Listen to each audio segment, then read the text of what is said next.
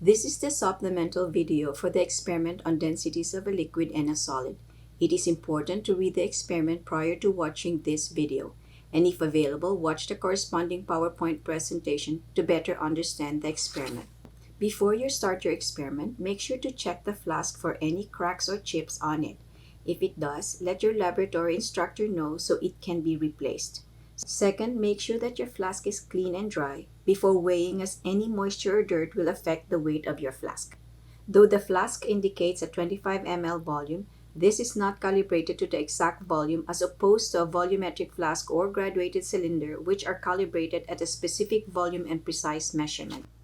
Weigh the clean dry flask with its stopper in an analytical balance and record the mass to the nearest milligram. You should have 4 decimal places for your masses. Remember to use the same balance throughout the entire experiment, as different balances could be off and calibrated differently. Not using the same balance could give you inconsistent masses throughout the experiment, which may give you incorrect results in the end.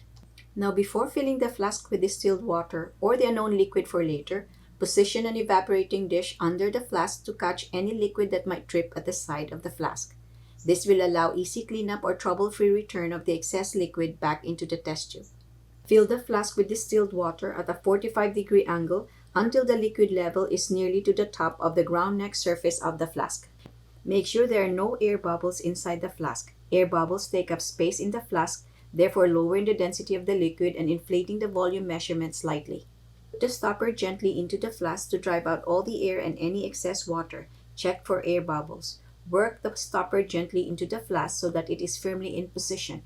Wipe any water from the outside of the flask and stopper with a paper towel, as any water adhering to the side or at the neck of the flask will affect the true mass, resulting to a slight error on your density. Now weigh the flask full of water plus the stopper to the nearest milligram. Remember to use the same analytical balance. Record the mass on the data sheet. Now, to find the density of your unknown liquid, you must dry your flask and stopper first. Pour the distilled water inside your flask into the 250 ml beaker. Dry the flask and the evaporating dish with a paper towel. However, to dry the inside of the flask, you will need to use acetone, as this is an excellent way to help dry the flask. First, do not forget to label the 250 ml beaker as water and the 150 ml beaker as acetone. Labeling your beakers will avoid confusion later. Just swirl and tilt your flask to coat the walls before dumping it into the 150 ml beaker labeled acetone. Remember, only soap and water go in the sink and no acetone. Acetone rinses should be disposed of in the labeled hazardous waste container in the fume hood. To further hasten the drying process, you may use air from your benchtop to blow out all the excess acetone in your flask. Check if flask is totally dry, and if not, continue using air. Now the flask is ready for your liquid unknown. Make sure to jot down the unknown liquid number in your data sheet. Follow the same steps as with filling with water. Again, make sure there are no air bubbles and repeat the step if bubbles are present.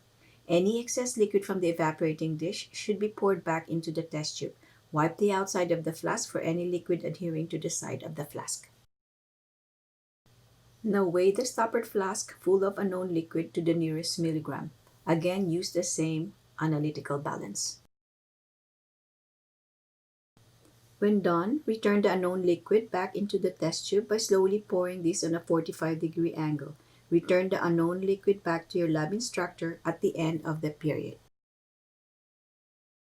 To start with the density of the solid unknown, make sure to start with a clean and dry flask. Wash first the flask with soap and water and then follow the procedure for drying with acetone and a stream of air. When your flask is ready, jot down the number of the unknown metal on your data sheet.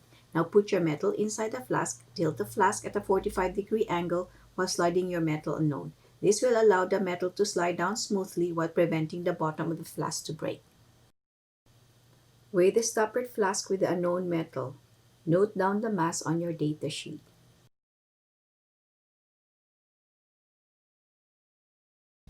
Now fill the flask with water up to the grounded neck and gently put back the stopper so that there are no air bubbles.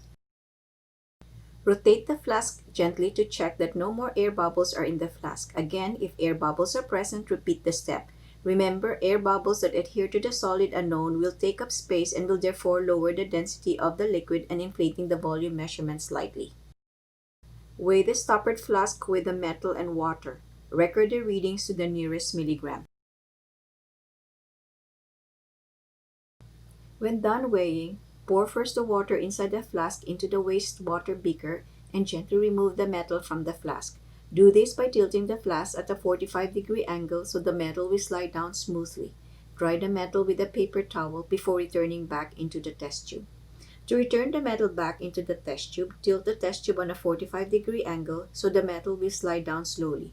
This will avoid the metal from dropping instantly into the test tube and will result to a crack or even breakage of the tube. Now it's time to wash and dry your flask and stopper.